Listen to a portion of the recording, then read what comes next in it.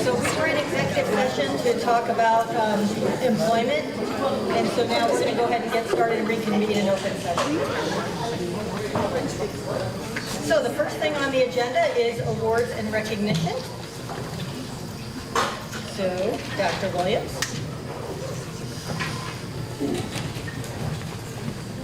You know what?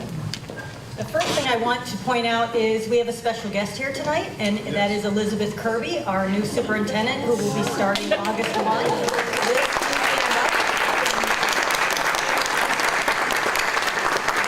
and I personally want to thank Liz for coming because she's not actually on the payroll yet. So thank you. Good evening, everyone. Good evening. All right, and welcome. We have several groups to recognize tonight, including 2 academic challenge teams who are winning competitions all over the state and even on television. First, the Heights Middle School Academic Challenge team. Back in February, this group took first place at the Common Winter Clash at Solon High School. Then later that month, they went on to 4th place at Copley Middle School Invitational, qualifying them to compete in the Middle School National Championship in Chicago this weekend. The academic challenges are long, intense days, and the students are put to countless hours of preparation to get to this point. We are very proud of your dedication and teamwork, and we wish you the best of luck in the national tournament. Students, as I say your name, please come up front to receive your certification and a group photo. Nikolai Bell, Charlotte Benham, Natalie Byer, Laurel Bishop, Anthony Jolivet, Imogen Lowther, Leela Manning, Malcolm McPherson, Kenji Sakia, Arthur Schmieder, Nora Sears, Nathaniel Tish, and Ella Watterson. And we also want to recognize their coach, parent Kari Asila, who couldn't make it tonight. Let's give our young people.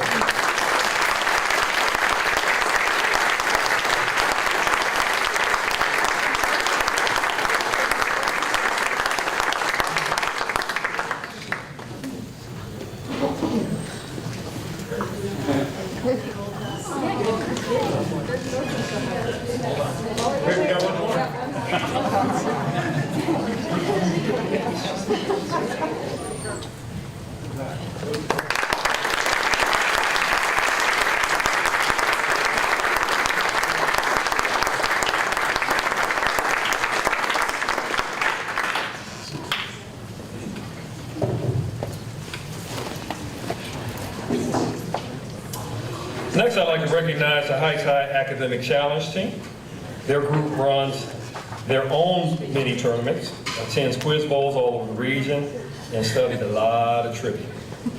But recently, they achieved their ultimate goal, competing on Channel 5's Academic Challenge program. I'm thrilled to say that the team came in first place against St. Ignatius and North Ridgeville High Schools. An amazing accomplishment for all of Tiger Nation, and we are all proud of you.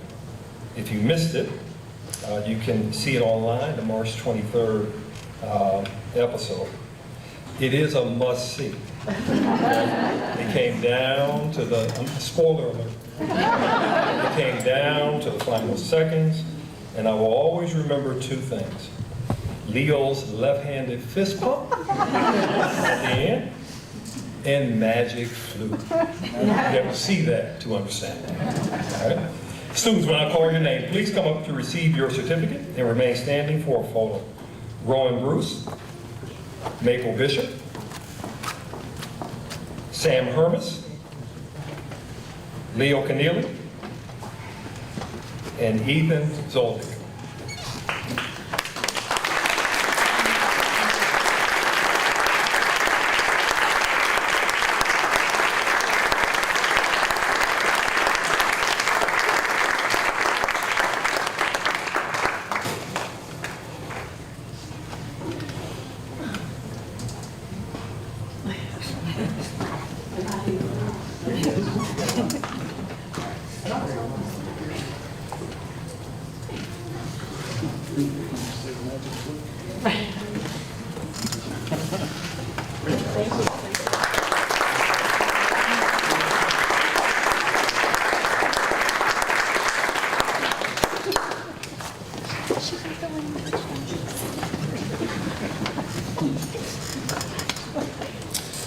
also here tonight to recognize and celebrate our dedicated staff throughout the district who have achieved tenure or continuing contracts here.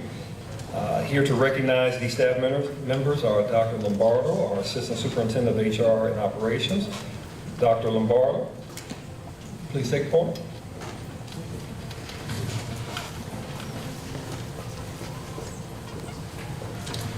Good evening, President Serini, members of the Cleveland Heights University Heights Board of Education, Dr. Williams, Mr. Gaynor, staff, family, and honored guests. Thank you for being here. It's my pleasure this evening to introduce teachers from our district recommended to the Board of Education for their completion of requirements towards tenure. A teacher or certified support staff initially licensed before January 1, 2011 is eligible for continuing contract if they have met these requirements: 3 years of experience with our district, or received tenure in a previous district, and 2 years of service with our district. They must have a master's degree or 30 hours of graduate hours beyond their bachelor's, and they must have a professional or permanent teaching license. And then the law did change and did add, after January 1, 2011, in order to be honored tenure, you have to hold a professional, senior, or lead professional license, held an educator license for at least 7 years, and completed either, if you had your master's, you would have 6 graduate credit hours, or if you weren't hired with a master's, you'd have to have 30 graduate credit hours. So there's a lot of work that goes into being a tenured teacher. Before I introduce the staff, I want to thank people who helped make this event possible. So Kate in our communications department created the program. AVI for the great food and refreshments, as always. And Maya Smith, HR Confidential Administrative Assistant in my office, helped organize the event. So can we please give all of them a round of applause?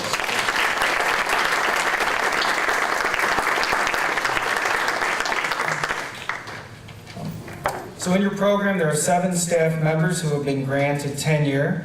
Not all of them could be here with us tonight, but I do want to announce them. And if you are here, please come up and get your certificate and wait up front for a picture, please. Patricia Buckner, Noble Elementary School, school counselor, joined the district in 2012, received a bachelor's from Baldwin Wallace University and master's from Cleveland State University. Michelle Ciccone, Roxborough Middle School, school psychologist, joined the district in 2013, received bachelor's from Notre Dame College and master's from John Carroll University. Kathy Doyle, Noble Elementary School, 5th grade teacher, joined the district in 2013, bachelor's degree from Cleveland State University and master's from Ursuline College. Jessie Lang, Heights High School, vocal music teacher, joined the district in 2015, bachelor's from the University of Akron as well as his master's.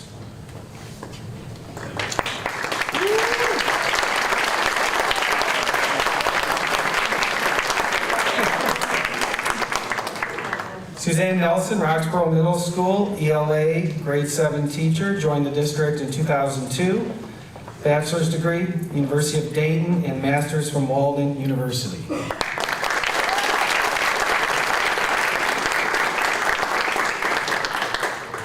Patricia Ochoa, Roxborough Middle School Spanish teacher, joined the district in 2015.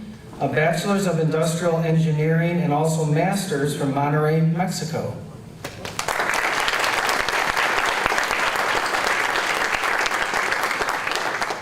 And Hannah Young, Canterbury Elementary School, 2nd grade teacher, joined the district in 2013, bachelor's and master's from John Carroll University.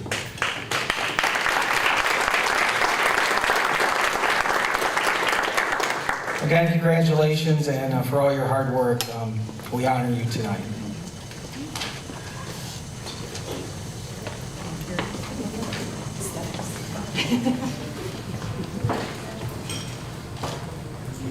Thank you.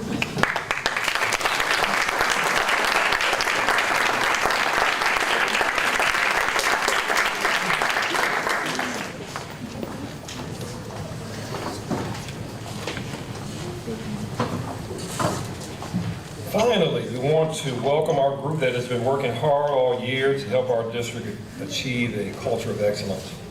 The Superintendent's Cadre serves as delegates of Heights High and meets with the superintendent monthly to offer insight about students' perspectives and to discuss issues that are important to our district. Tonight, our cadre students will tell us a little more about their work and show a video of the work that they've been doing for this year. It's their year-long project. Please welcome our superintendent's cadre as I call each of the students' name to the front. Devon Benet, Jalen Blue, Alasia Brooks, Elysia Brooks, Alexis Dixon, Ola Ismail, Ashton Everett, Caroline Imka, and Taylor Thomas.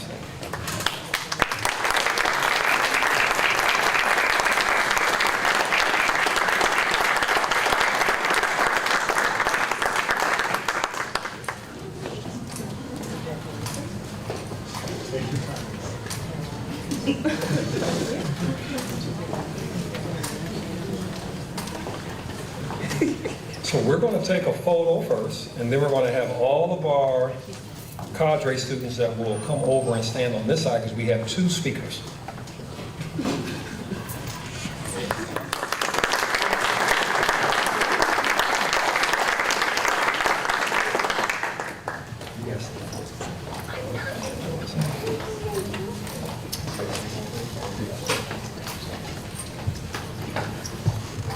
Good evening, everybody. I'm Jalen Blue. I'm a senior in the Student Leader Cadre, and I'm here to tell you the purpose of the Cadre.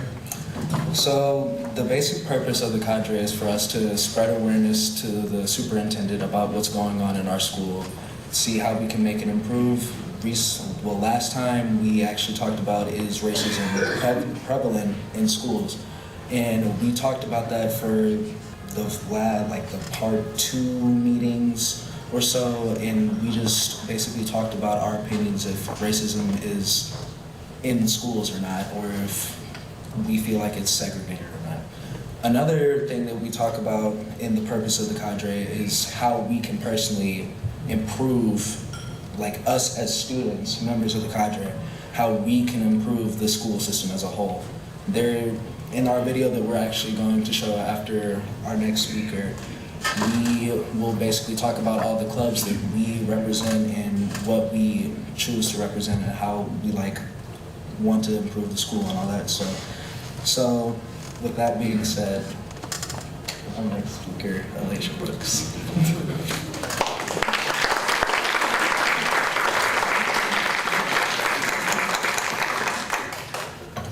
Hi, my name is Elysia Brooks, and I am here as a member of the Student Leadership Cadre. I've come here to talk about my overall experience with this focus group. The very beginning, we just started with simple to broad discussions about morals and just ethical situations. And one in particular that caught my eye was when we read an article about how sometimes black girls' demeanors, or something in particular to black girls, like their demeanor and their participation may come off as disruptive or whatever. We just went through different articles and we just discussed about different morals and ethical situations. And slowly but surely we came to an understanding that we wanted to make a video of our different clubs that we hold our heart in, which was whether it was a club or a sport, and we talked about it during our video, kind of advertising to Cleveland Heights High that we have these clubs just to diversify, our clubs for more people to come and have relationships with other people. But, so that's all that I have for today for the Leadership Cadre, and thank you for bearing with me.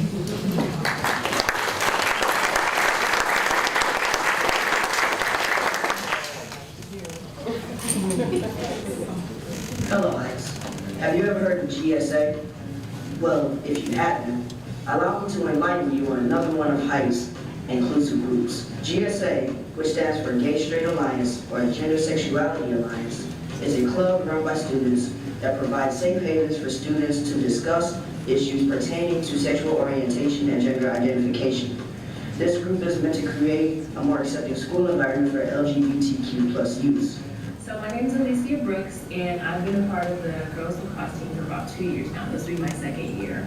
It was the greatest decision of my life to start playing lacrosse because it opened so many doors for me, and I had so many opportunities after doing lacrosse. Another thing that I would say about high school lacrosse, you always feel comfortable. It's always like a family feeling. I'm always smiling. I'm always happy. I have so many more friends because I joined this team. And I am just so thankful for the opportunities that this has given me. Hi, it's Elena Brooks, and I'm talking to you from the Student Leadership Cadre with the Superintendent, and I'm here to talk to you guys about track. I'm telling you, it's going to be worth it all of you, because man, you win. Show out. I'm telling you, sometimes it's all the time, it hurts. It hurts to run.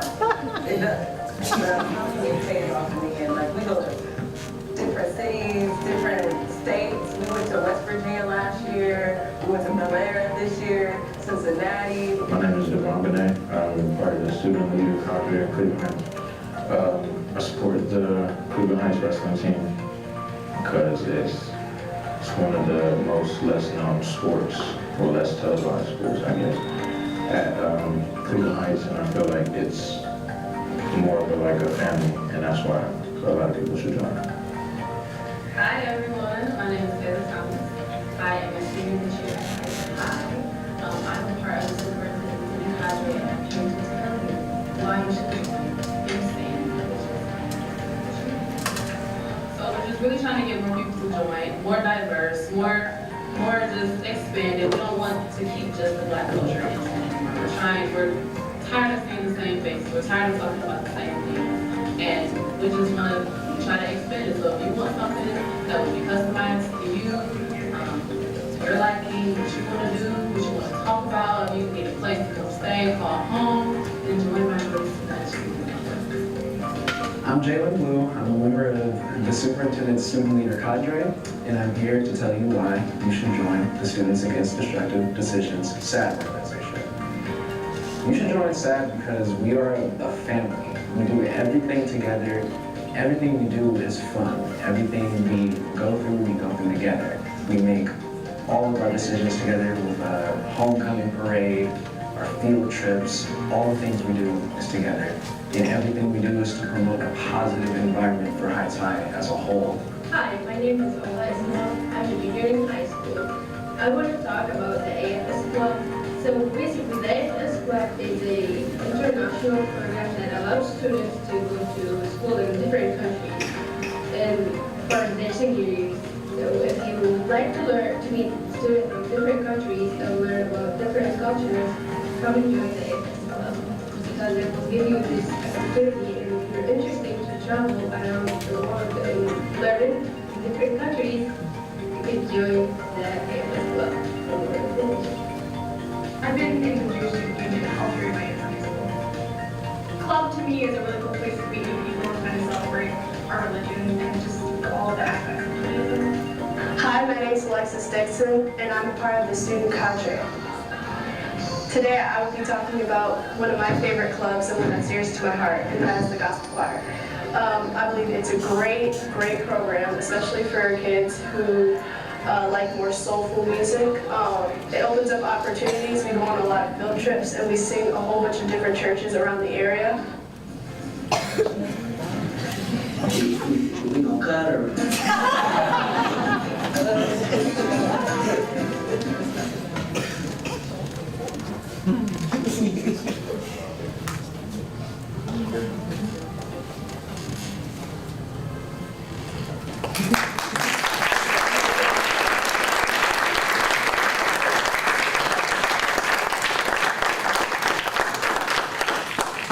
Thank you, student cadre. We always love it when we have students at our meetings because it reminds us why we do what we do here. So the next thing on the agenda is statements from the audience. Mr. Gaynor, did anyone sign up to speak? So no statements from the audience tonight. All right. I will let everyone know you don't have to stay for the whole meeting. If you came and you were recognized, you are free to leave. These meetings can go long, but if you want to stay, you are encouraged to do so if you are interested in their local government. So now we're going to move on to the consent agenda. And for those of you who are not aware, the board uses a consent agenda so we can move through some items a little more quickly than if we handle them all individually. These are all items that are in board's hands ahead of meetings. So on the consent agenda tonight, it is meeting minutes, personnel, and business services. Are we pulling out the... Is there change orders we have to pull out? It's number 5. Oh, and the consent agenda is the donations.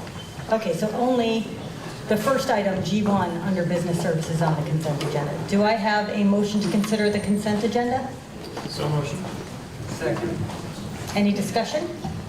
Yes, on the April 16th meeting, I was in California and I was not in the executive session. So if someone could just make a change on that, do that.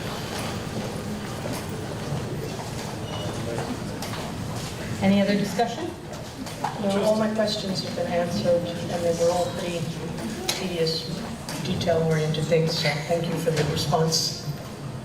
And just another thank you to the donations. We received donations from for everything from the Jason West Scholarship Fund, the Robotics Club received donations, the field day for the baseball team received some donations of materials from Home Depot.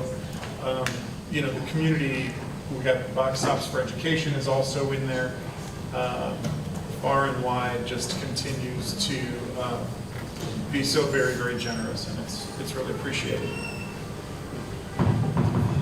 Any other? Oh, It's nearly $10,000 worth of donations. Yeah, I was very impressed when I saw that this week when we were reading through.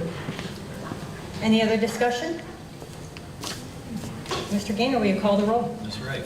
Yes. Mr. Posh? Yes. Mr. Hines? Yes. Ms. Serene? Yes. Ms. Lewis? Yes. Moving right along to G2 on the business services. George? Good evening. Good evening, George. Answer Mr. Posh's question before he answers it. Yes, the BAC has seen all of these. Since you would like to ask me that before. It's amazing how you just reach into the big emptiness of my head and pull that question out. We met last night and we reviewed all these items, and they were met with full support. Excellent. So the first one is, again, all these projects are part of the 5-year plan, and the one that is in front of you now is Noble Elementary School, and it is the facade renovation, and it includes a tuck pointing of the entire school and the fixing of a lot of the areas around the lintels that water's penetrating into the school. And We were very happy with the which you bids. were aware of and have become emergent, correct? Yes. Okay. Yeah, when we were at Noble not long ago for their wonderful event, what was that great event? Soar into summer. Soar into Summer. Yes. These problems were evident. We were sort of aware that this might be on the radar, and this is work that must be done. Did we have to pull this forward, George? Pardon? Did we pull this forward? Was this work that was scheduled to be later? No, this work is scheduled It's on for this year. track. Okay, great. Any other discussion on this?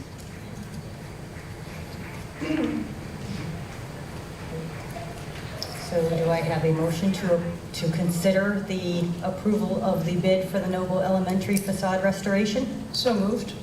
I'll second that. Mr. Gaynor, will you call the roll? Mr. Posh? Yes. Mr. Hines? Yes. Ms. Serene? Yes. Ms. Lewis? Yes. Ms. Wright? Yes. Okay. George, you want to talk about number G3? G3 is for Fairfax Elementary School, that's roof section B. Roof section B is actually the entire gymnasium roof. When we first accomplished the Fairfax Elementary's roof replacement, I think it was 3 years ago, we chose not to do that at that time. Unfortunately, it is an active leak into the gymnasium. We've been catching it with garbage cans, so it's needed to be done. And the bids were, again, all the bids of the project you're looking at all came in at the, where we expected them to, so we're happy with them. Good. Do I have a motion to consider the approval of the May 2nd bid for the Fairfax Elementary roof replacement? So moved. Do I have a second? Second. Any discussion? The Fairfax gym roof has been leaking since time immemorial, in one way or another. So I hope this one, this will fix it. It'll fix it. And this is work that'll be starting. All this work that we're talking about now will start when school is out. Any further discussion? Mr. Gainer, will you call the roll? Mr. Hines? Yes. Ms. Serini? Yes. Ms. Lewis? Yes. Ms. Wright? Yes. Mr. Powell? Yes. Now on to G4. George, will you tell us about the Canterbury roof? A lot of roofs. This was not planned for this year, but if you drove by Canterbury, you've seen through the storms that we had. We have a big blue tarp covering the majority of the pitched roof where the shingles are at. This work will address not only, we did have one leak that we were going to attempt to do outside of this, but it's all encapsulated together here. But it requires some decking that has to be replaced and the shingles on top of it. But we are going to take care of the active leaks in Canterbury with this. Was this the leak that Dr. Wigton had actually crawled up to take a look at? Yes, it is. Okay, I'm very familiar with that leak then. That was, she made an interesting climb there. And that's a really, to me, that is a celebration of having Dr. Wigton there. This is a building level principal who took the degree of ownership of her building for her students, who she climbed into a crawl space at the very, very top of this large old building because she felt the need to really thoroughly understand from her own eyes the scope of the problem. And I just think that, we can talk about different measures of the staff who we are blessed to have, but, that is such a wonderful example, I think, of the ownership that many of our folks have. So it's a story worth sharing. Do I have a motion to consider the approval of the May 2nd bid for the Canterbury Elementary roof replacement? So moved. Second. Any further discussion? I'll be glad to see the tarps off. Mr. Gainer, will you call the roll? Ms. Serini? Yes. Ms. Lewis? Yes. Ms. Wright? Yes. Mr. Powell? Yes. Mr. Hines? Yes. And George, moving on to the approval of change orders for Heights Middle School. Okay, we'll bring Doug up and he can go into details on this, but this includes the roofs at both Monticello and Rocks Middle School. Of course it does. It's because we're doing all the roofs. We're doing roofs. That's right. Good evening. Good evening. We have a standard format where we're going to go ahead and we'll have a request with some changes, and we'll have a budget update, and then we have Jack Kellick here from Turner who can go ahead and give a construction update. And as George mentioned, our change orders basically are the roofs. So we had Taylor Consulting actually prepared documents that Turner was able to bid out. So we had competitive bids for these under the CMR process. Both of them, they came in close to what we had anticipated for those. And so those are the values that we have for the changes. Those changes are currently being funded under PI. So what we've done from a budget standpoint is we've increased the owner contingency. So as you see all the backups, you'll see a delta in that, okay? The other change orders that we have are deduct change orders, and they're basically associated, right? They're basically associated with the CMR contingency. So as we started the award for the GMP process, and we talked about that, Turner actually has money in their contract for items that they can use for items that weren't coordinated, that are under their responsibility, for anything that they need to be responsible for, any of their trades, if they have defective work or if unfortunately somebody goes out of business, to cover those kinds of risks. They can also use them for acceleration. So as we've been developing the project, there have been a number of items that have been used. The owner has the right and the responsibility to approve those changes. But along those lines, we also can request drawdowns of those if we don't think they're going to be spent. At the end of the project, anything that's not spent is going to be turned over as a deduct change order back to the district that we can go ahead and then use for PI or other construction aspects. So as we're deep into the project now, we've talked to Turner and we've basically, these two change orders are made up of basically two different things. Part of it is from the CMR reduction, and part of it is from an allowance that we had in for electrical contractors for temporary utilities that we're not going to use. Okay, so this is good news, and we're getting that money back in the project so we can use it for other items. Okay. Like roofs. So with the roofs, this is kind of the next phase. The first phase we came to, you approved probably about a month ago for the urgent items, and then this is the next phase that we talked about. And then this is not repairing all of the roofs, as we mentioned, so there will be future work. But this gets us so that as we have Turner on site, they're doing the coordination. Warren's actually already on the project, so this makes a lot of sense to be able to handle these issues, these current critical issues. Very brief, it's not all the roof, but there are a couple areas that are getting a complete replacement, and then a lot of the shingles are being patched for both of the schools. Where was E on there? The previous slide. I couldn't find E. Where's E on that? You and me both. I couldn't find it either. Okay. It must be a smaller level, but it was not reflected on that. I didn't notice that that's missed. Yeah. Right, it's not there. Yeah, it would be somewhere along those areas. So while we're right, the shingles area. I can follow up on that. G is the section of roof over the cafeteria where we've been replacing large equipment, correct? Right. Yes. Okay. Exactly. That's So the it makes sense, cafeteria. right? That needs to be done over completely. Yes. So on the front of the building, left to the cupola, there's some missing shingles. I'm sort of assuming that this work is covering, yeah, Yes. That might be. addressing those. Yes. Okay.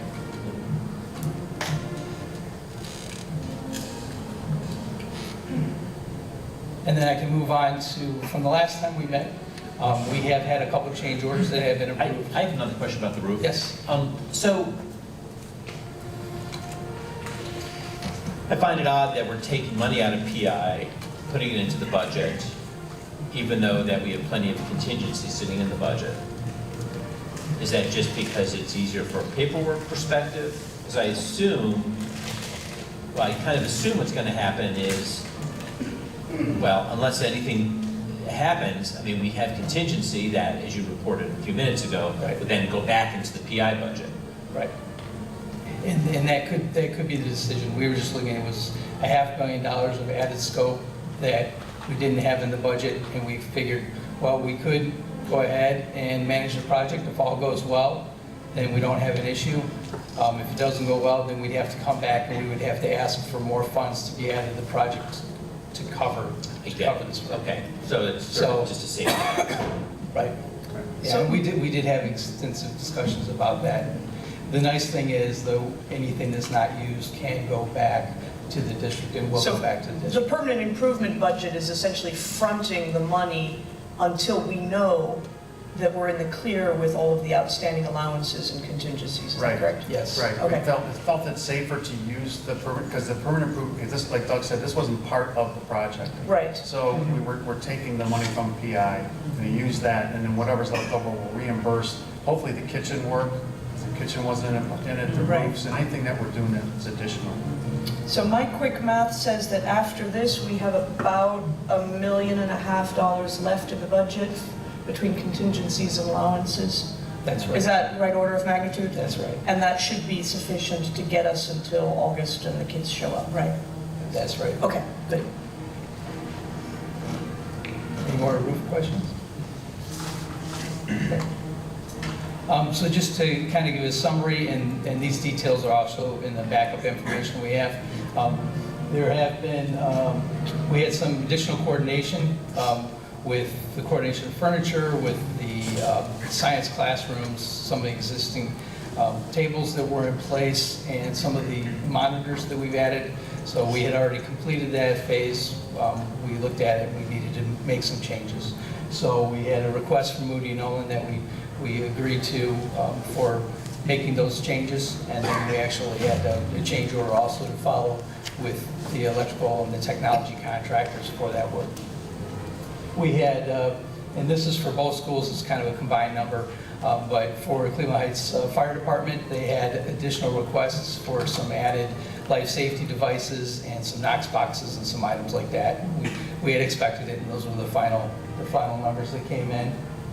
We also had a significant VE item that Turner had recommended, where we had originally specified to have covers over the floor, the stair treads, and they made a recommendation that we have terrazzo.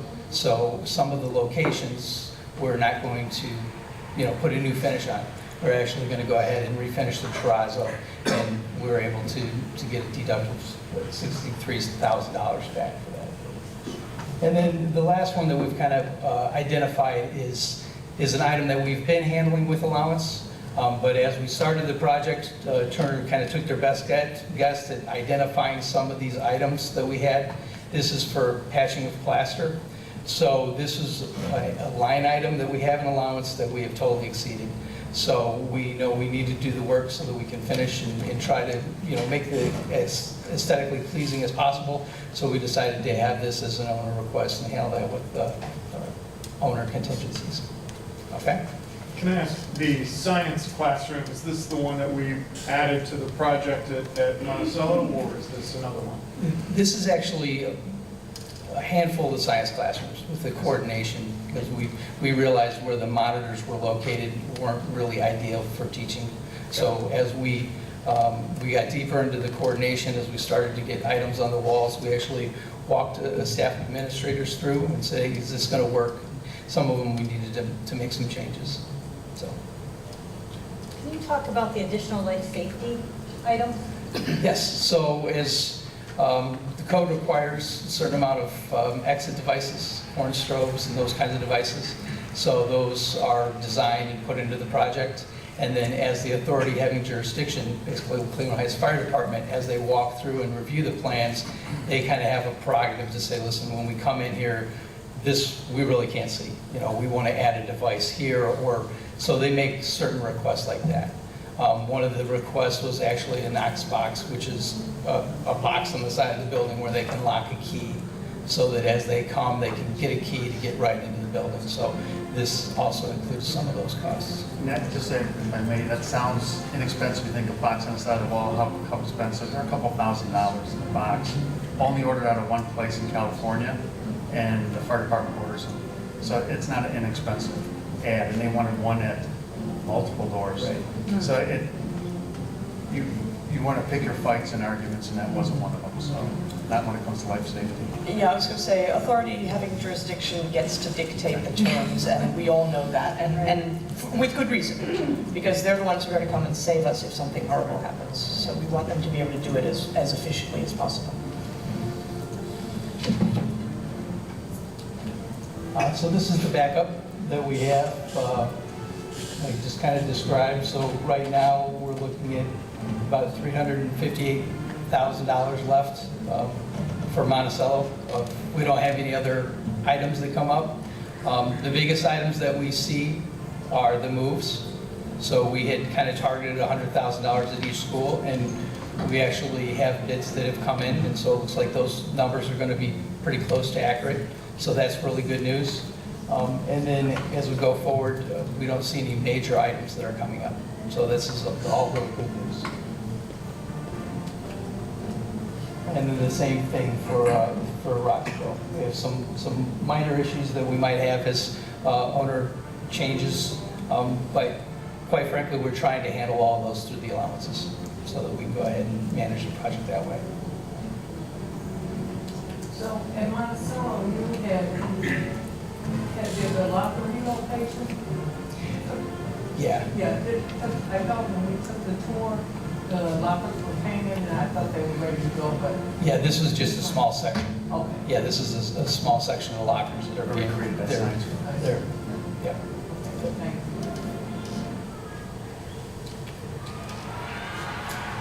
So then the complicated sheet basically shows. So really, to take away from this is we're still looking really good financially on the project. You know, we've had a couple surprises. We're managing through those surprises. We have issues, as every project does, but financially, we're looking pretty good. Okay. And then this is the summary of the soft cost. This is a negative number, but again, what we're managing towards was kind of our best guess. And we still have a delta between the program and then how we're managing the middle schools. So pretty soon we'll go ahead and we'll reconcile that. I know there's a couple other items that we're talking about. Once we have some of those decisions, we'll reconcile this, but we're able to go ahead and handle it. And I think that gets us into the photos and construction update if there's no further questions. Just one point of clarification. The soft costs and the hard costs are segregated from each other as a way of thinking and planning, but when we come to the final reconciliation, things move around in order to zero it all out when we're done. Exactly. So it's just a planning mechanism. It's a management tool so that Yep. we can track it and make sure that we're right where we need to be. Thank you. Yep.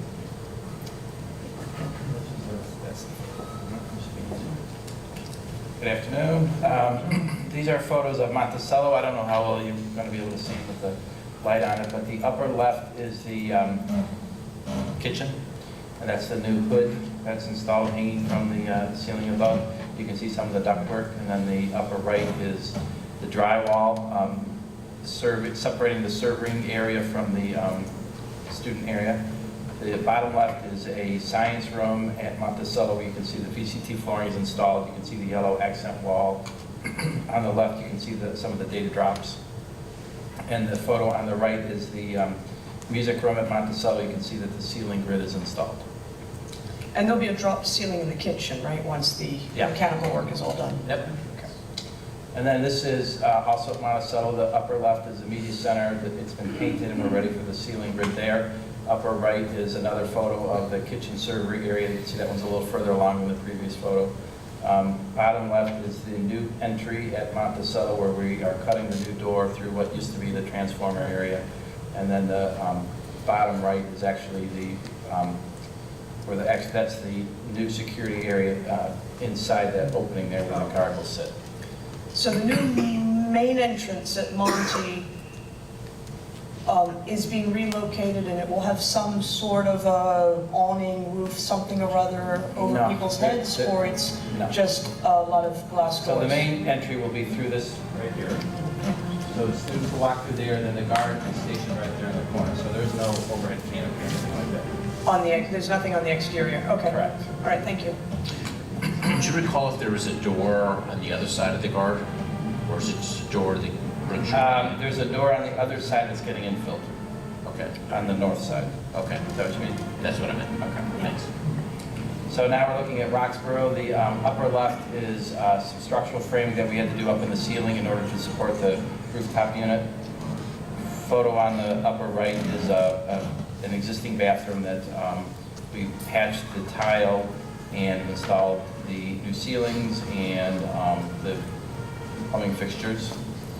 Bottom left is one of the gyms at Roxborough. Bottom right is the one of the IT rooms at Roxborough. Upper left is a gym at Roxborough. You can see the accent painting in the corner. That's the same gym, right? The upstairs gym? I think it is. I think it's gym 1, yeah. Okay. And then upper right is a new bathroom in the lower level of Roxborough. That was the 21st century learning area where they didn't have bathrooms before, so those are new bathrooms. And then bottom left is the boiler flue, just the heat, the exhaust pipe coming out of the boiler. And then the photo on the bottom right is the phone conduit installed across St. James at Roxborough. So those are the photos we have for you. And Any questions? I was walking by, you saying something yet? No. I was walking by Roxborough last Saturday, and they were busy working on the cupola. I think I shared pictures with you before. Yeah, it really came out nice. Very- It's nice and bright. Oh my God, yeah, I mean, I assume that's the final coat of paint. on At there. Roxborough, we were finished, well, Thursday we had some minor punch lists, so if you saw it the weekend, it's pretty much done. Yeah, it's beautiful. Yeah, it came out great. And I was driving past Monty yesterday, and again, it's like, it's gonna pop. Yeah. They're gorgeous. I get more questions about that when I run into people, just people out shopping or whatever, they always want to know if the cupolas are getting redone. So now I can show the picture and say, yes, they definitely are getting redone. There's proof, it's happening. Proof it's happening. So do I have, And, I want to take the opportunity, it's just to remind everyone that yes, there's great cupolas and there's wonderful finishes, but, we've done things that it's not going to be the same educational experience for our students, right? When this all surrounds creating a better educational environment, more and expanded educational opportunities for our kids. So for instance, we quickly referenced the addition of another science room at Monticello. We, after the original plans, during the construction, we made the decision to bring another science room online at Monticello. And there are really two reasons motivating that decision. It was an expensive add-on, but doing so brought each grade level 2 of their own science rooms. And so grade levels won't have to share science rooms. And so those science rooms will always be equipped with the materials, the instructional materials that are necessary for teaching that grade-specific content. Additionally, it brings an equal number of science rooms at Monticello as are at Roxborough. So there was an equity issue that we tried to address, and there is an educational issue that we tried to address as well. Another thing that we have done is we as a board have made a commitment to bringing honors science and social studies classes back to the middle schools starting this coming year. So yes, the finishes are important and the students are going to come into buildings that express to our students the importance of their education to the community, but also the actual education that our students are receiving at these buildings, which is what really matters, on top of being delivered by some of the best professionals in the business. The educational facilities and options have expanded as well. So just wanted to take the opportunity to remind the community of those important facts. do I have a motion to approve the change orders? So motion. Second. Mr. Gaynor, will you call the roll? Ms. Wright? Yes. Mr. Posh? Yes. Mr. Hines? Yes. Ms. Serena? Yes. Ms. Lewis? Yes.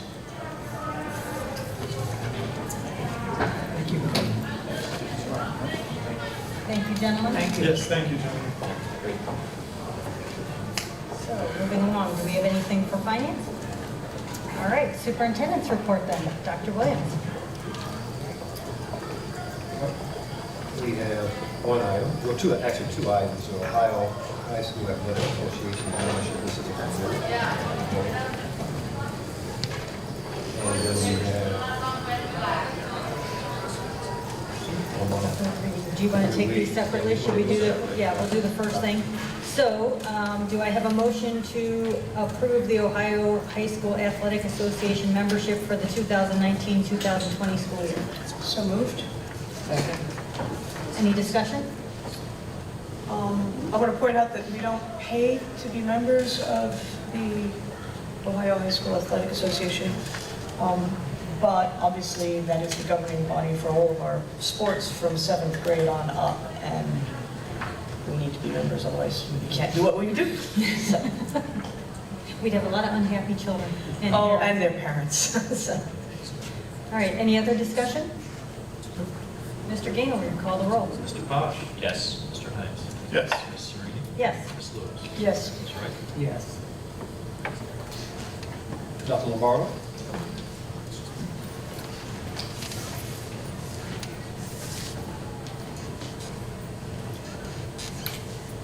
Good evening again. Good evening. You are looking at the third and final reading of our Board Policy Group B. We do have 16 policies that we've been reading throughout the last couple months. So I would ask the board for approval of these. There are 16 of them. If you have any questions, or I'm here to answer those for you. I really appreciate your breaking these down into manageable chunks for us, Paul, and Jody. I know you're working with them on that committee. That's now Beverly's committee. So when I took over presidency, I moved into the president role, and Beverly took over the policy. So I greatly appreciate Yes, that. thank you, thank you, thank you. A lot of the edits have been sort of fine-tuning language and trying to clarify things, especially because a lot of the policies have these incredibly long lists of things which become hard to read. And also there's been, I think, a pretty successful attempt to bring some of these policies up to current date and reflect who we would like to be, not just who we are, and that's a good thing. And simple things like the days of safety deposit boxes are no longer. I still have a safety deposit box, but the district doesn't need one. Do I have a motion to consider the third and final reading of Policies Group B? I motion that we do that. Any discussion? Or any further discussion? There's already been a lot of discussion about this. Yes, yes. All right, Mr. Gaynor, will you call the roll? Mr. Hines? Yes. Ms. Serini? Yes. Ms. Lewis? Yes. Ms. Wright? Yes. Mr. Posh? Yes. And now on to the next group. Yes, thank you, So, Paul. Can't wait for When do we Group C. see Group C? I was just going to unveil that. Group C will have 20 to 22. We're getting into the final policies, and we'll bring those to you June 4th for a first reading. Nice summer, light summer reading. That's great. Light summer reading, yes. Those nights when you can't quite get to sleep. All right, thank you. Thank you, Dr. Lombardo. Thanks, Paul. Thank you. So the next thing on the agenda is the treasurer's report. Yes, so the one item we have under the treasurer's report tonight is the 5-year forecast. So taking your feedback from the last meeting, we've tried to include both a PDF of the 5-year forecast with, I believe it was Ms. Lewis who wanted some subtotals for vouchers. So you're going to see subtotals for vouchers. Yeah. And a new PDF of the 5-year forecast. That's the only change this month to last. So the bottom line numbers are the same, but there is a subtotal for vouchers so that we can see the total effect of that. And save me having to scratch it into the side Correct. margin every month. Yes. So that is there now and will be moving forward. The other thing we tried to do is, I think Mr. Posh had asked about trying to see some kind of a history. So this was the first stab at that. What we did was created a new Google Doc in Sheets, took the 5-year forecast that was approved every month throughout the school year, created a new tab for each month, and that's a new sheet that is accessible to anyone through the link that's provided there. So each tab, each month, approved forecast is now a new tab from the beginning of the school year forward. So at least you can go back at any point in time and see what changes have happened to a previous month. So that was kind of a first pass at trying to provide some history there. If that doesn't work for you, if you think there's an easier or better way to do that, but with so many changes, particularly at the end of a school year, really once you drop your actuals, every number changes moving forward. So it seemed like that might be the best way to kind of take a look and see from beginning to end. But if that's not the right thing, or if we want to see something different, please feel free to give me any feedback. We'll make a change. But that's what we have here. You know, I think this is, you know, since I was the one that asked for this, I think this is an outstanding starting point. Yeah, I'd like to nitpick on a couple things, but I just want to see how this works. I mean, this really, you know, for the most part, addressed the question that I think we were always like trying to compare the two. Yeah, and it was really tough. Yeah. And So now you can go back any month and take a look at that. So yeah. as you said, and you went back a lot. I was just sort of looking Yeah, by adding from this this whole point year, that's forward, great. No, being it's able to wonderful, go 'cause then back. you can go back. I mean, that's not that much has happened. Right, correct. But at least you have from the beginning of the school year to the end, and then each year we can do that same analysis and have it available. It's just a matter of me then adding the next month to the sheet as we move forward. So, Right. so it wasn't other than trying to figure out how to get from Excel, which I work in, into Google Docs. That was the only tricky part. Otherwise, it was. Actually, I have a question. Yes, sir. Using the new format, which I really appreciate, and actually related to the vouchers that we've touched on. So I noticed that September of this school year, September 2018, you had forecasted that in 2020, fiscal year 2020, we would lose $4.2 million to voucher schools. That's money that's removed from our budget before we ever see it by the state. But since then, we have learned that using some pretty sketchy methods and judgment by the state, 2 more of our schools have been designated voucher schools, which will result in around 2,000 more students being eligible for vouchers. But the 2020 forecast numbers haven't changed, so it's just sort of, I know that it's front of brain for you. I'm just wondering what will be the process and timetable for that, the impact of that imposed decision by people in Columbus who don't necessarily have the care and education of our students at the front of their minds. Absolutely. No, that's a good question. You see the increase year over year that's in the forecast now is about $500,000 for Ed Choice, and that's strictly for increased numbers for the existing buildings. So in the assumptions in the forecast, we state that Fairfax and the high school are in, but we don't have numbers attached to that yet. So it is an open period now. Just for I think that's about just wrapped. Closed April 30th, opens again from tomorrow. Yeah. So once that period ends, we'll have a firm number of who's going to take advantage of those vouchers. But you're right. That's a whole lot of additional students who are eligible. But we really have no way at this point of kind of estimating how many students will take advantage of that. So that's definitely going to negatively impact the forecast. To your point, we just don't know to what degree. You said July 30th? Is that when the second one ends? Or okay. Whatever the plan. Yeah. Yes. Everybody's got a system. That's great.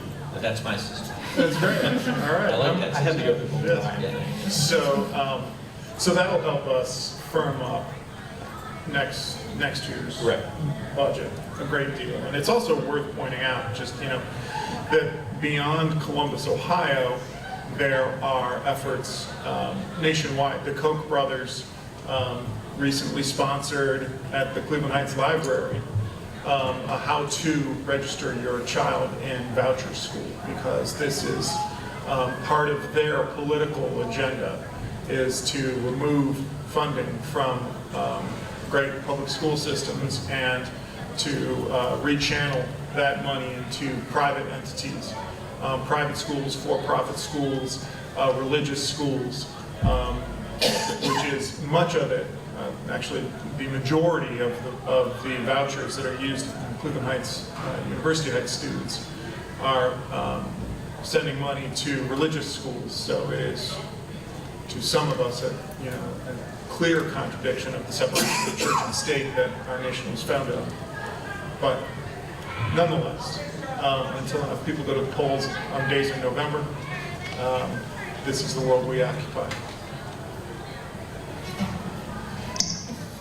You know, it might make sense to say that we are presenting at the Heights Democratic Club, not as political, not as Democrats, but presenting to them sort of the same presentation we've given at the library regarding ed choice. And we just need to make sure that we're vigilant. I mean, they say that it doesn't hurt your local school district. Where in reality, if We you have, know that's not true. well, if you get a $6,000 voucher, I'm looking at part of the presentation here. If you have a $6,000 voucher, only $2,100 of that is state money. $3,800 is your local share. So it's coming right out of our pockets. And money needed, we need to educate our kids. Not to say that not all community members are our kids, but we know 95% of the students in Cleveland Heights, University Heights that use the vouchers are religious school folks that have no interest in sending their kids to the public school. And you know, that's a choice. Everybody's allowed to have a choice, and I support that. What I don't support is the fact that we have this unfunded mandate now that we've got to pay for it. And it's all based on sort of this kooky math saying that, oh, well, you know, your schools are not performing. And we know that that's not true. And all of those schools were in existence and doing quite well long before the state of Ohio started showering millions of our tax dollars on them. You know, I certainly respect the decision. I'm the youngest of 7. 6 of us went K-12 Cleveland Heights Public School, but St. Anne's was the right fit for one of my sisters. And my parents did what parents do. They made the choice that that child was best suited in that environment. And that was right on. You know, but they as adults made the decision, and they as adults cut the check. And you know, the whole thing about you know, that the Koch brothers organization says that this isn't tax dollars leaving the public schools, but you know, our treasurer's department, he won't toot his own horn, so I'll do it for him. We received the highest honor by the state of Ohio's auditing department year after year. How many years in a row? Quite a few. Quite a few. That's the best you'll get out of it. You know, year after year, and the auditor of Ohio was himself on the board of directors for one of the biggest charter school outfits in existence. So, you know, the deductions that come from our budget are clear and obvious and verified by folks who are at their table. All right. Do I have a motion to approve the 5-year forecast? So motioned. Do I have a second? Second. Any additional discussion? Mr. Gaynor, will you call the roll? Ms. Wright? Yes. Mr. Posh? Yes. Mr. Hines? Yes. Mr. Reed? Yes. Ms. Lewis? Yes. All right, moving on to the board president's report, and that would be mine. And the only thing, well, a couple of things I want to mention is, first of all, everyone who came out to Family Literacy Night on April 30th, thank you. I understand it was a wonderful event. Unfortunately, I was in Milwaukee for work and couldn't be there, but I hear it was very well attended, and I hear that the presentation, I hear Jacqueline Woodson was amazing. And I know some friends of mine from Shaker snuck in because they wanted to be there, so I'm glad to know that it was open to everyone in the community. Ms. Woodson connected to every child who asked a question in an amazing one-on-one way. It was great. That's great. That's great. The only other thing that I have to report is that on April 24th, I met with, there's a group of school board presidents who are trying to get together in Cadre County. And I went to that meeting, and there was 10 of us there from a variety of schools, most of them out east, Chagrin Falls, Mayfield, Hudson, Orange, Kenston, Independence, Chardon, Shaker Heights, and Aurora. And we're trying to grow this group. That was just who could make it the first time. And we identified some common topics that we have. Many of us are having new superintendents and new treasurers that were coming on board. We do not have any treasurer, thank you, Mr. Gaynor. But we all have a common interest in how you bring a new leadership on, so we will be talking about that. Many of us have either new facilities or new renovations opening up, so those were other common topics. And obviously, school funding and declining enrollment in Cadre County were some of the other things that we plan to explore a little bit further in the future. As of right now, the group is not going to meet in May because we're really busy with things like commencements and 8th grade promotions and all the other end of year events. But after that, the group is still trying to figure out if we can actually make a monthly work or if we'll go to quarterly. But I will keep you up to date as this group coalesces. I guess a group like this used to be around and it kind of fell apart. So now there's a group that we feel it behooves us to start it again because there's a lot of good value to be shared there. Can I comment on that for a second? Sure. So, in my first year on school board, we, as a board at the time, invited a whole bunch of other board members and superintendents because we wanted to reinvigorate this group because we all felt that, you have to learn from best practices. You have to learn from your peers and what works and what doesn't work, especially when it comes from a school board because you're thrown into this job. It's not like you go to school to get a degree and you know how to be a school board member. So 2 or 3 people showed up. It was just a pitiful response, and it was just sort of, this was 3 years ago. It's just like, well, this isn't going to work. So I am so thrilled that you're leading the charge on this. Well, I'm not leading it. I just got the first email and said, yes, I'm going to be there. Well, yeah, take it as a compliment because it's due. You're representing us as what you should be doing as board president.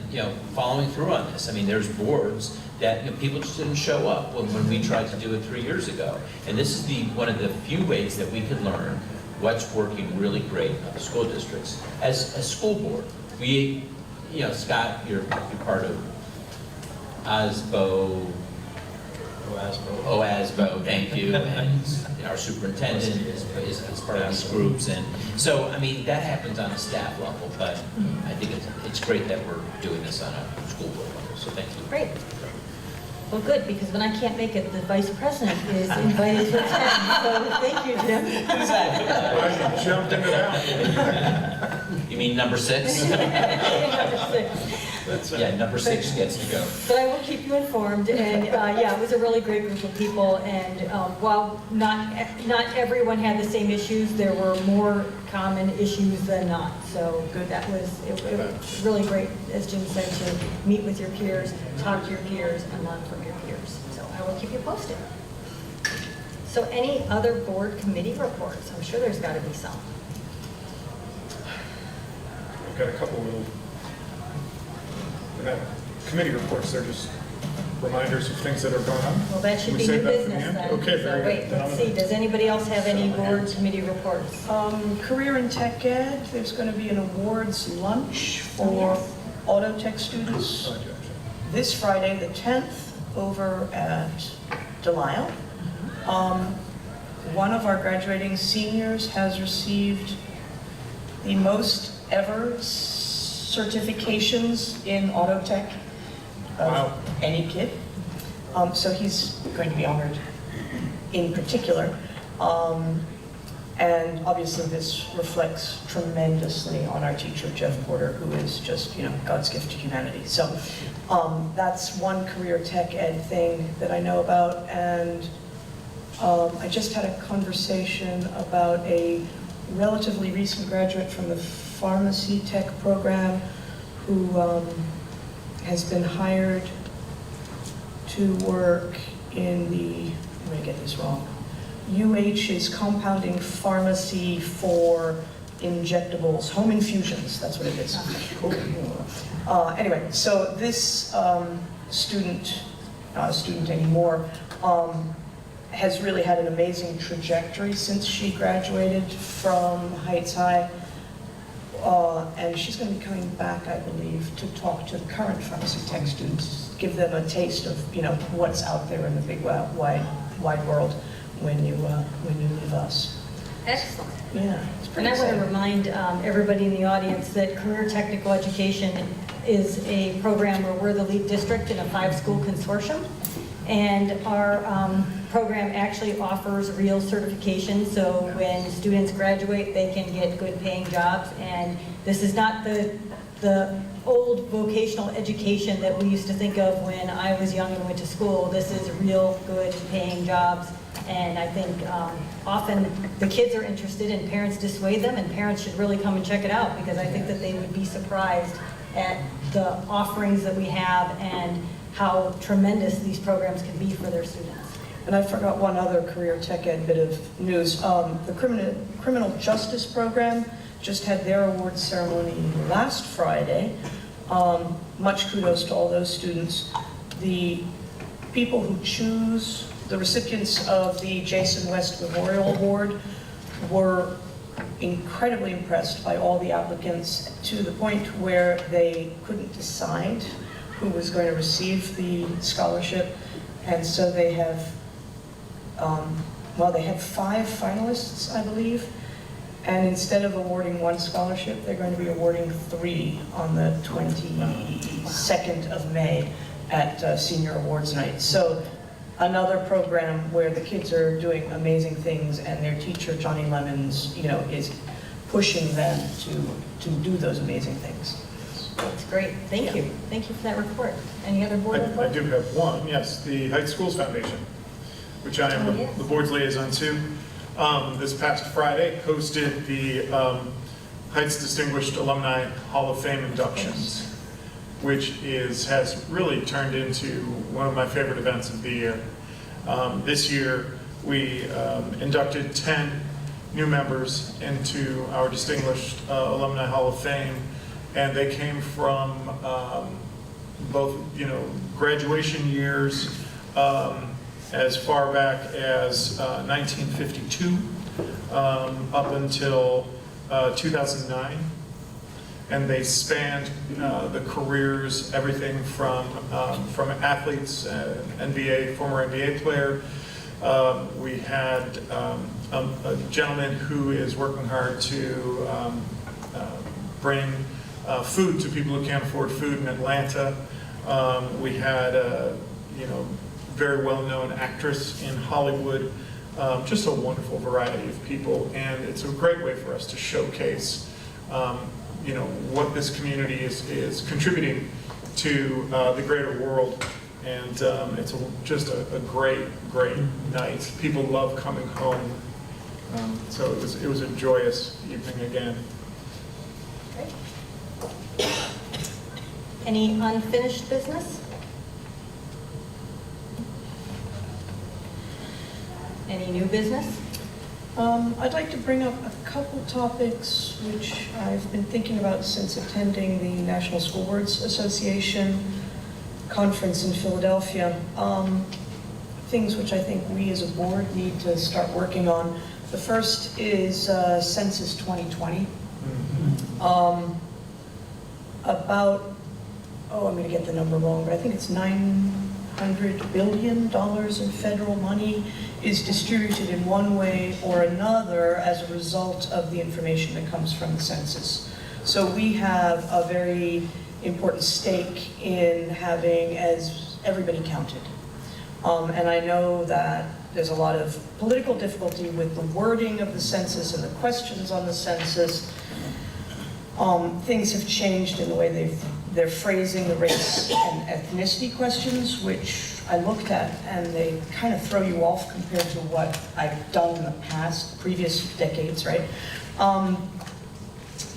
And the fear from the people who understand the statistical analysis is that we will get lousy science out of this data, but we still need to figure out how to ensure that everybody who can fill out the census does. And one of the worries is around access to computers and the internet, because this will be an online census for most people in the United States, and it will not be mailed in or in person, except for a very small portion of the population in the United States. So there are folks at the county level, at the national level, at each state, we're trying to figure out ways to help get those forms turned in, so to speak, or filled out online. And I don't know how we can help, but one thought I have would be to work in conjunction with the libraries on providing access to computers with internet connections. You know, we have an awful lot of those in our buildings. And we know that Ohio, no, it's not Ohio, sorry, it's Cleveland has one of the lowest rates of Wi-Fi and broadband access of all cities in the country. So if we can try to mitigate that through our resources, which we already have, I'd like to think about that. And I don't know what the answer is, but it's like we have an awful lot of computers connected to the internet. How do we make them available to people who don't have it at home? You can't do this on your phone, you know? I wonder if we can engage the community and schools folks and Nancy Coupler on it. Good idea. Good idea. No, and these numbers will affect, obviously, direct federal funding of public education, but it also trickles down into how much money ends up at Metro Health, which helps our children, you know, all these things.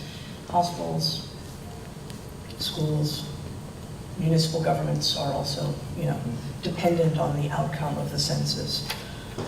The second thing I wanted to bring up, and this will be touchy, is the increasing prevalence of medical marijuana.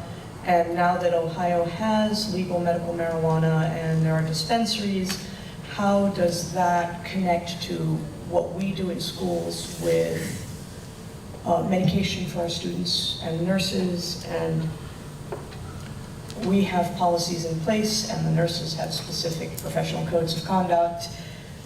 I don't know, but it's something we need to not be surprised by. And so I would like us to think about this and get ahead of it before it becomes complicated. I think it probably will be complicated anyway. Paul, it looks like you get to review policy again. Yeah, and it's also a conversation that needs to happen with our school nurses and our principals and the counselors, and just, it's a big hairy mess, and we need to get in front of it. Yeah. So Brian's eagerly writing notes. I assume you're going to ask some questions and get back to us. I suspect that Neola, and OSBA will come out with some recommendations. Whether or not those are the policies we adopt will be... Right, the question is what's right for our community, what's right for our students, and how do we make sure that in the minds of our adolescents, the line between medical marijuana and recreational marijuana is not blurred. Yeah. Because we know that, of course, that becomes an excuse for all sorts of things which are definitely against our policy. And I don't know that I would want to wait for Neola or OSBA because they can lag sometimes. Yeah. But they are really good at doing that, and I also don't want to be the test case. I agree. Yeah, I agree. Just saying, sometimes it takes them a while to get their policies together. Glad I'm not the incoming superintendent. Oh, I heard that all. All right, moving right along. Any correspondence and announcements? I actually had another issue. So while you were talking, it came to me that around this time last year, or other years where we've been in this room, Ron Register would always be pushing us to make a presentation at the House School Board Association meeting. Oh, Capitol Conference? Capitol Conference. So can we get staff to find out, one, are we applying for any of those? I mean, do we actually have any staff members that are planning on submitting proposals for presentations? So I'd be curious to see if we do. And we as a board should probably be thinking about if we want to give one, if there's any appropriate topics. So with that, is there a deadline? And hopefully maybe the deadline hasn't passed, because this is certainly an afterthought. And also showcasing our students. You know, Beverly and I were at the gospel choir concert a couple of weeks ago, and Jesse was here earlier, we've got, a robotics club that is the envy of the world. We've got a lot of cool stuff to showcase. And they do that so well. It's so inspirational and imaginative. So I think it's a great idea. Yeah, so let's just see about that. Right, what the deadlines are and what the procedure is, if we haven't missed any deadlines. I had a couple things just to mention. November 10th. Saturday, the Cleveland Heights baseball team had a wonderful event. We were supposed to be rededicating our baseball field after 2 years of missing it. And we've been, over that time, we have been welcomed to a beautiful facility at Forest Hills. So many thanks to the city of Cleveland Heights and all of those great people for hosting us. But our field is now almost ready. So the weather didn't cooperate for us to play ball, but in the course of planning the event, we discovered that the last time the Heights High won the state championship in baseball was 1947. And we discovered that a number of those gentlemen were eager to come home. And so we invited the 1947 baseball team, and there were 4 of them. You can do the math on how old those gentlemen are now, but they came back. And we had a fantastic morning in the cafeteria of Heights High. One of those graduates went on to play for the Cincinnati Reds. And he was prepared, he had warmed up, he had practiced, he was going to throw out the first pitch. Unfortunately, as I said, Mother Nature didn't want to send Mo to the mound again. But I tell you, it was such a wonderful opportunity to see, 15, 16, 17, 18-year-old kids swarm these 90-year-old men and share stories and share their love of baseball. And there was just this connection right away. And one of my favorite things was, anytime you put Chrissy Gallagher in charge of anything, there's great order to it. Well, there was a table of memorabilia from the history of the Heights baseball team, including a lot of old Cauldrons, the Heights High yearbook. And the boys were just leafing through these, and they were having so much fun looking back at the years of baseball teams. So it was a wonderful, wonderful event, very well attended. I also want to point out that this is Teacher Appreciation Week. And, I know that we try to do our best to let our teachers and staff know how much they mean to us, but it's worth taking a moment to recognize the people who actually set the plate for the learning that happens in all of our classrooms every day. The room's kind of clear of our students at the moment, but boy, you can't help but be inspired when you see these kids come up and receive the accolades that they deserve. And it is really much of that, the credit, on top of going to their incredible parents, much of that credit goes to the professional teaching staff that we're blessed to have. And then finally, we mentioned some advocacy, and I always am happy to remind the community of the Heights Coalition for Public Education. And if people are watching at home, I encourage you to get on Facebook and like the Heights Coalition for Public Education. They are a very, very local advocacy group that has been very effective and puts on wonderful programming throughout the year. And then the final thing that I wanted to talk about, and it struck me as we had the first group of kids up today, our middle school academic challenge. And what struck me was the clothes they were wearing. Because the clothes that they were wearing actually comes back to our mission statement so well. It was a perfect example of schools providing a challenging and engaging education.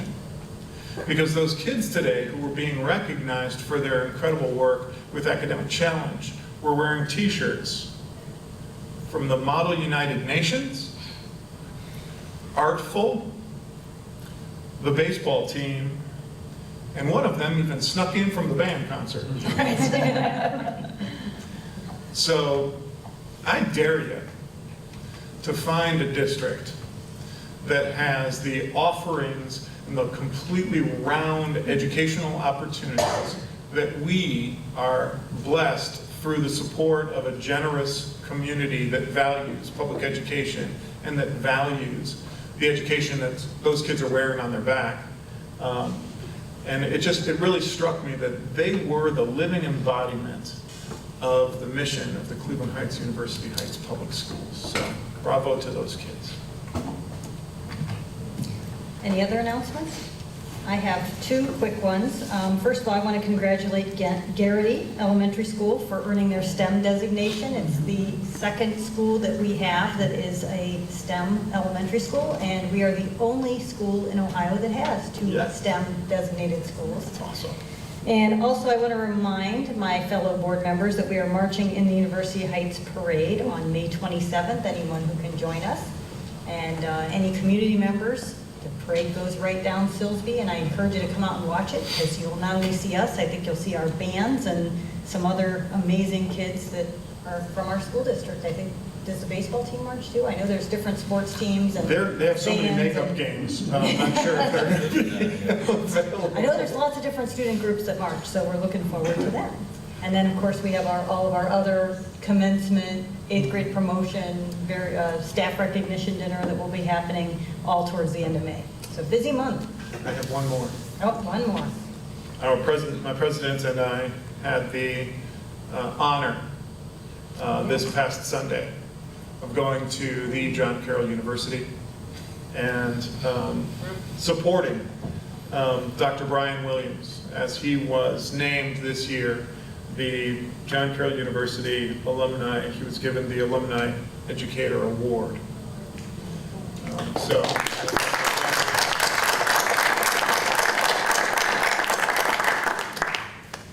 That's it, I promise. I just have one thing. I would like to encourage families to participate in our reading camps, our AP camps, the camps that we're offering. So check out our website and register. Absolutely. So do I have a motion to adjourn? Not yet. I have a question. You have the tech where people can learn automotive, is it? It's the Auto Tech program is one of the programs in Career Tech Ed. What about in the field of construction? Do they have any kind of, where they can actually learn to work in construction, like for the Turner Company? Anything that, the things that benefit a few really make the school system look good, but what about the things that benefit the many? We have a program. Where they can learn, a trade. Yeah, Bedford Heights is one of the 5 districts in our consortium, and they have a Career Tech Ed program in construction. It's called... But Cleveland Heights does not have... Our students have access to their program just as their students have access to our programs. Is it promoted with your students? Yes, Do you have yes. a lot of students that are taking So part in that? if you go to the school district website and go to, I can do this, our buildings, and then go to high school, and under high school, it says Career Tech Ed. That will pop you to the web page that is specifically for Career Tech Ed, and it will show you all the programs at each of the 5 school districts, which are part of the consortium. Every student in each building has access to all those programs. Most of them are housed with us at Heights High, so we receive students from the other 4 districts, but we also send our students to the graphic design program in Warrensville, for example, and other programs that are at Maple or Bedford or Warrensville. I'm sorry, but I actually think it's important. We're literally out of order at this point. Oh, we are. And so I promise you, we'll all be happy to That's talk just to you the afterwards, question that I but have to we make don't it really have. relevant. when you're Right, fighting but see, we these can't do other this during a meeting. vouchers It's and not, things. it's really not a conversation. You're I'd love to actually- have the conversation. Yeah, you're welcome to stay after and speak But with us. not during the meeting. Oh, But- I thought the meeting was over. No, we haven't We're adjourned not yet. getting, We we're need to not getting adjourn. out of it. Yeah, we have a lot of stuff that we can share with you on this. Right. We're just, Don't leave. just give us a second. Okay, so do I have a motion to adjourn? Yes, I motion to adjourn. Do I have a second? Second. Mr. Gaynor, will you call the roll? Ms. Wright? Yes. Mr. Posh? Yes. Mr. Hines? Yes. Ms. Serini? Yes. Ms. Lewis? Yes. We are now adjourned. Thank you.